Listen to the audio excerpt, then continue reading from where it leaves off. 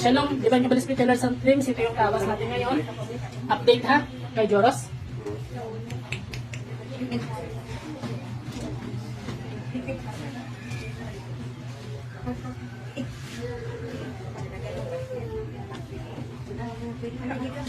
Kahit ilang ulit na check mo, yung tawas ganun pa rin. So dito lumalabas sa tawas natin, ito yung babae. Ayan, yan yung babae. Oh. Yan, babae yan. Yan babae yan. Oh. Yan.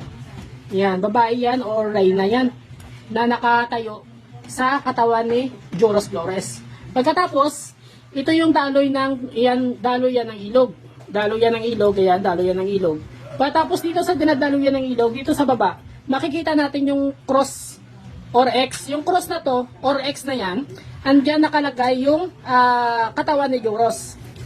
Napapansin nyo, ito yun oh. Kung mapapansin nyo, yan, ito yung ilog natin.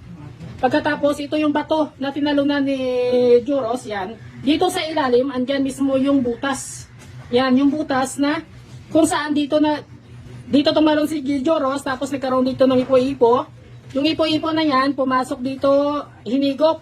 Yung katawan ni Joros papasok. Pagkatapos, dahil sa current na dumadaan dito, yan, current na dumadaan dito, na malakas na daloy ng tubig, yung katawan ni Joros dito napipin, okay? Or yung tubig talaga na dumadaan dito, na 24 hours na malakas, yan yung pumipigil na kung ano man ang bagay na nasa loob ng butas na ito, parang kuweba na ito, is hindi makalabas. Kasi paano ka nga makakalabas dyan? Kasi hinaharangan ng tubig na dumadaloy. Dito, kung mapapansin nyo, may mga ugat yan dito. Kasi dito, may mga kahoy yan sa taas ng bato na nakatira.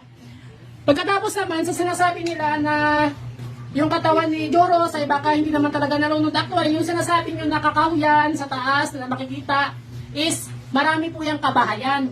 Matao yan at maraming tao na nandyan. Kaya imposible na kung gagawa kayo ng krimen, doon nyo ililibing sa taas ng kakahuyan kasi yung kakahuyan, parang kakahuyan na yan, tignan pag nasa baba ka. Pero pag umakyat ka doon sa sinasabi nyo na kakahuyan, sus! Ang daming bahay doon. Napakarami ng bahay. Bahay. Tapos yung tao doon, papunta pa rito. Alangan naman napatayin mo si Joros, tapos ilipin mo doon, ang daming bahay, ang daming tao. Highway yun yung katabi.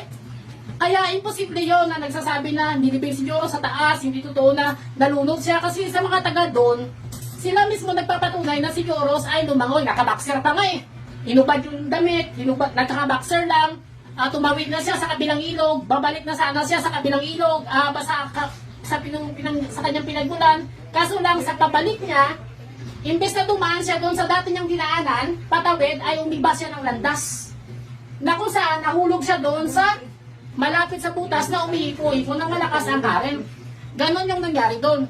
Kaya hindi po totoo na yung katawan ay nasa lupa. Okay? Kasi maraming makapatunay na nandun na wala kang area doon na pwede mo gawa ng krimen. Kasi yung area na yun, ang dami ng bahay. Kung tignan mo sa ilalim yun, akala mo magubat. Pero pag sa taas, naku, ang bahay doon dikit-dikit. Pagkatapos highway yun, yung katabi nun highway, ilang metro lang highway na. So, sa mga nagsasabi wag ganon, walang ganon. Okay, na gawa-gawa ng mga kwento, wag ganon.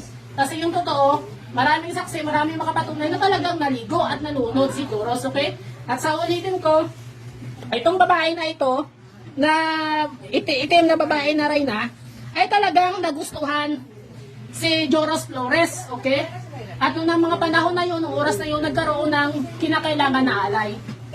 Kasi may mga gawain din sa kabilang mundo na kinakailangan gampanan ng tao bilang tinatawag na sugo. Yun, ngayon si Joros Flores yung may misyon sa kabilang mundo. Kung may misyon ka doon, guest ka doon, pinapunta ka doon, siyempre bibigyan ka ng tinatawag na gagawaran ka ng premyo or ng otoridad. Kaya siya ay ginawang prinsipe sa kabilang mundo at mabuti naman ang kanyang kalagayan. Yan po kiniklear po natin yung mga issue ha. Yan, ito po si Ligdorwa, ang mga gamot sa Chapel Paggamutan Tapilangiwa.